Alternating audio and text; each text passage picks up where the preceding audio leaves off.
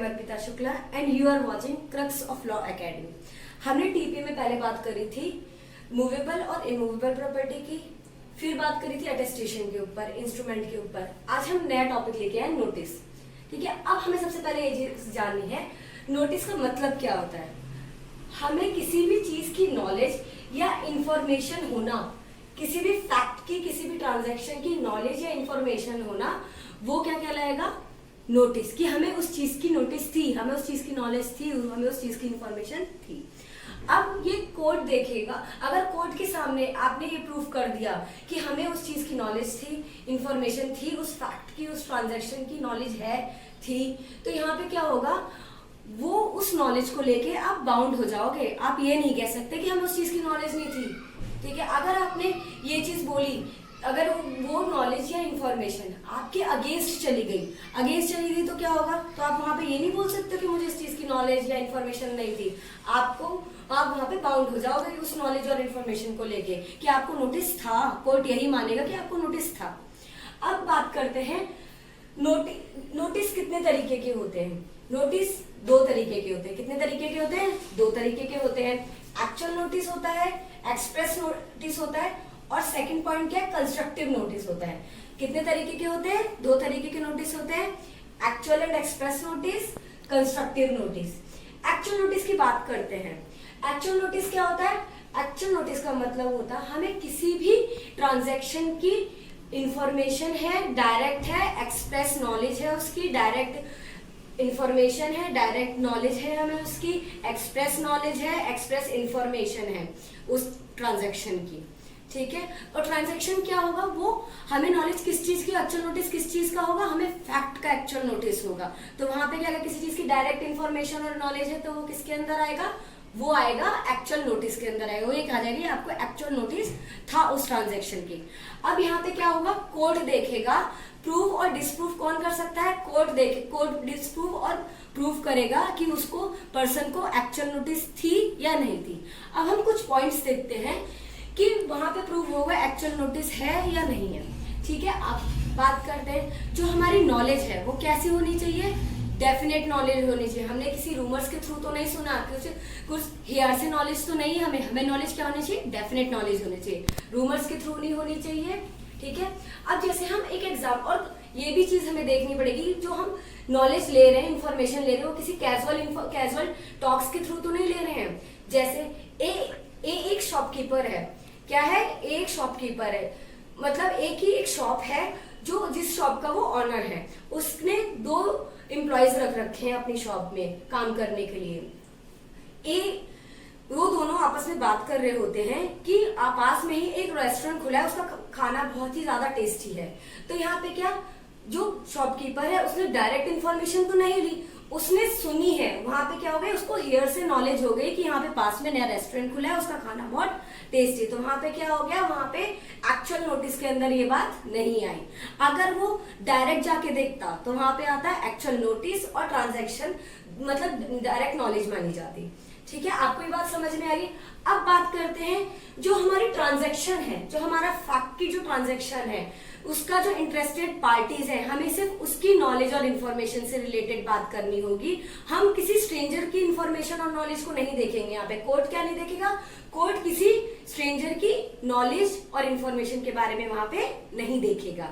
अब बात करते हैं हमारा जो भी ट्रांजैक्शन है वो किससे रिलेटेड होना चाहिए? जो हमारी ट्रांजैक्शन है उसी से रिलेटेड हमारी नॉलेज और इंफॉर्मेशन होनी चाहिए। हम कोर्ट किसी और बातों पे ध्यान नहीं देगा, कोर्ट किसी और बातों पे ध्यान। अब हम बात करते हैं सेकंड पॉइंट की, सेकंड नोटिस की, कंस्ट्रक्टिव नोटिस। कंस्ट्रक्टिव नोटिस किस पे बेस्ड है? वो इक्विटी के ऊपर बेस्ड है। किसके ऊपर बेस्ड है? इक्विटी के ऊपर बेस्ड है। अब यहाँ पे क्या होता है, कंस्ट्रक्टिव नोटिस क्या होता है, जो पर्सन है उसे एक्चुअल में तो उसे ये नहीं, उसे नॉलेज नहीं है, इंफॉर्मेशन नहीं है, बट कोर्ट प्रिज्यूम करेगा कि जो पर्सन है किसी प्रॉपर्टी को लेके अगर कंसर्न है, किसी ट्रांजैक्शन को लेके कंसर्न है उस पर्सन का, तो वहां पे उस पर्सन ये माना जाएगा कोर्ट के थ्रू कि उस पर्सन को कंस्ट्रक्टिव नोटिस था, उस पर्सन को उस चीज की नोटिस थी, इंफॉर्मेशन थी। ठीक है, अब आपको समझ में आया ये चीज। अब क्या होता है, अगर एक बार कंस्ट्रक्टिव नोटिस प्रूव हो गया कोर्ट में, तो वहां पे क्या होगा, उस चीज को हम रिवर्ट नहीं कर सकते। हम ये नहीं कह सकते कि हमें एक्चुअल नोटिस नहीं था, हमें एक्सप्रेस नोटिस नहीं था इस चीज का, अगर वो आपके अगेंस्ट हो गया। यहाँ पे कोर्ट प्रिज्यूम कर लेगा कि आपको कंस्ट्रक्टिव नोटिस थी। इसको क्या कहेंगे, इसको लीगल प्रिजम्पशन बाय कोर्ट और लीगल प्रिजम्पशन होगी। इसको क्या कहेंगे, प्रिजम्पशन बाय कोर्ट और लीगल प्रिजम्पशन। लीगल प्रिजम्पशन अगर में क्या होगा, अगर कोर्ट ने मान लिया कि कंस्ट्रक्टिव नोटिस है, तो वहां पे आप डिनाई नहीं कर सकते। क्या नहीं कर सकते, डिनाई नहीं कर सकते। बिपिन वर्सेस प्रियमवर्त के केस में कहा गया था, अगर एक बार कंस्ट्रक्टिव नोटिस प्रूव हो गया तो बाद में आप उसको रिवर्ट नहीं कर सकते। कोर्ट ने क्या कहा था, अगर एक बार कंस्ट्रक्टिव नोटिस प्रूव हो गया तो बाद में आप उसको क्या नहीं कर सकते, रिवर्ट नहीं कर सकते। अब कंस्ट्रक्टिव नोटिस को प्रूव करने के लिए हमें कुछ क्या देखने पड़ेंगे, सर्कमस्टांसेस देखने पड़ेंगे। कुछ फॉलोइंग सर्कमस्टांसेस क्या क्या है, wilful abstention, gross negligence, registration, actual position and notice to agent, notice to principal. ठीक है, आपको बात समझ में। अब हम बात करते हैं विलफुल एब्सटेंशन की। यहाँ पे क्या होता है, पर्सन डेलिबरेटली, जानबूझ के कोई भी इंफॉर्मेशन जो उसके पास, जो वो ले सकता है उसको लेने से मना कर रहा है। कोई भी नॉलेज लेने से, कोई भी इंफॉर्मेशन लेने से मना कर रहा है, क्योंकि वो उसके हित के अगेंस्ट भी जा सकती है। तो यहाँ पे क्या माना जाएगा कि उस पर्सन को, कोर्ट क्या कहेगा, उस पर्सन को कंस्ट्रक्टिव नोटिस था कि उस चीज, वो नॉलेज लेने से उसको क्या हो सकता है, वो उसके अगेंस्ट जा सकती है। जैसे हम एक एग्जांपल लेते हैं, एक पर्सन है जिसके पास किसी पर्सन ने एक रजिस्टर्ड एनवलप सेंड किया है, उसके एड्रेस में क्या है, रजिस्टर्ड एनवलप सेंड किया है। तो ए क्या कर रहा है, वहां पे जानबूझ के उस रजिस्टर्ड एनवलप को लेने से इग्नोर कर रहा है, अवॉइड कर रहा है कि मैं ये नहीं लूंगा रजिस्टर्ड एनवलप जो है। तो अब यहाँ पे क्या होगा, कोर्ट ये बोलेगी, कोर्ट ये देखेगी कि उसने जानबूझ के नहीं लिया। अब जानबूझ के क्यों नहीं लिया, उसे, इसका मतलब ये है कि उस पर्सन को ये पता था कि उस रजिस्टर्ड एनवलप में क्या चीज लिखी हुई है, क्या चीज है, और क्या पता वो चीज उसके हित में ना हो, उसके अगेंस्ट जा रही हो, उसके फेवर में ना हो। तो यहाँ पे कोर्ट कहेगा कि उस पर्सन को क्या थी, उसकी कंस्ट्रक्टिव नोटिस थी, उसको पता था कि उस एनवलप में क्या है और वो चीज उसके अगेंस्ट जा सकती है। ठीक है, अब हम एक एग्जाम्पल लेते हैं कंस्ट्रक्टिव नोटिस का। एक पर्सन है, उसने अपनी प्रॉपर्टी बेची, किसको बेची, बी को प्रॉपर्टी बेची।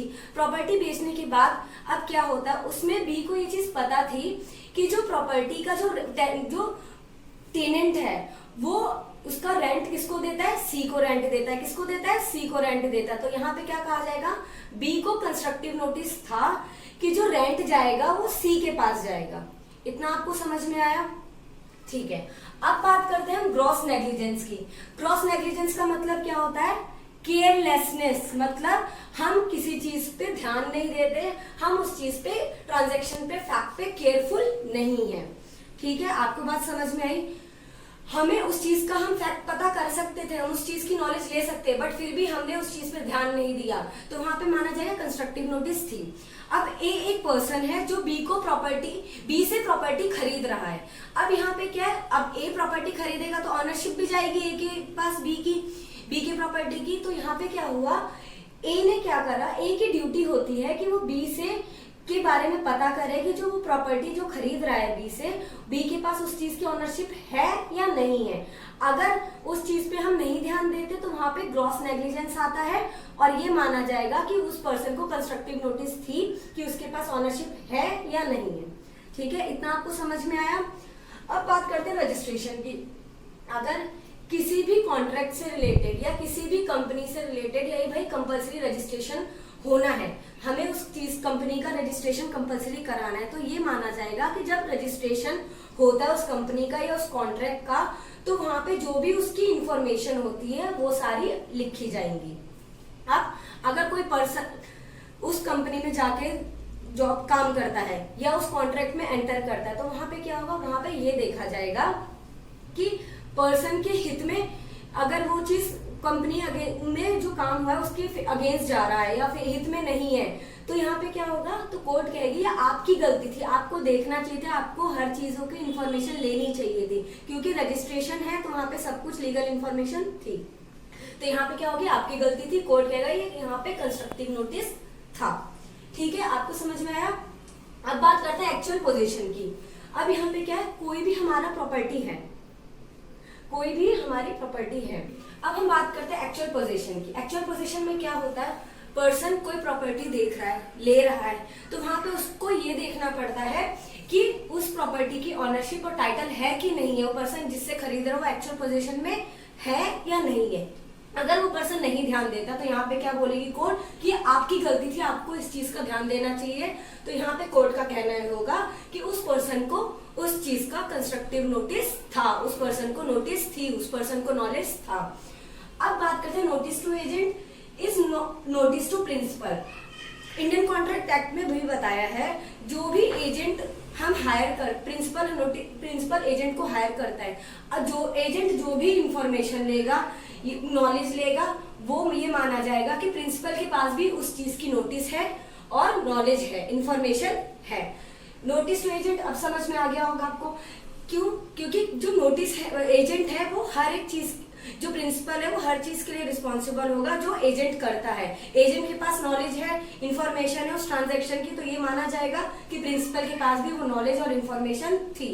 लेकिन हाँ, अगर कोई एजेंट फ्रॉड कर देता है वहां पे, तो वहां पे प्रिंसिपल लायबल नहीं होगा किसी भी चीज के लिए। वहां पे ये तो अब समझ में आया कि यहाँ पे क्या होगा, यहाँ पे कंस्ट्रक्टिव नोटिस होगी। किसकी होगी? प्रिंसिपल के पास कंस्ट्रक्टिव नोटिस होगी, कोर्ट ये मानेगा। ठीक है, आई होप आपको मेरी ये वीडियो समझ में आई होगी। अगर आपको कोई भी क्वेरीज है तो आप प्लीज कमेंट सेक्शन में कमेंट लिख दीजिए, और उसके बाद आप प्लीज मेरी ये वीडियोस को लाइक एंड सब्सक्राइब जरूर कीजिएगा। Thank you so much.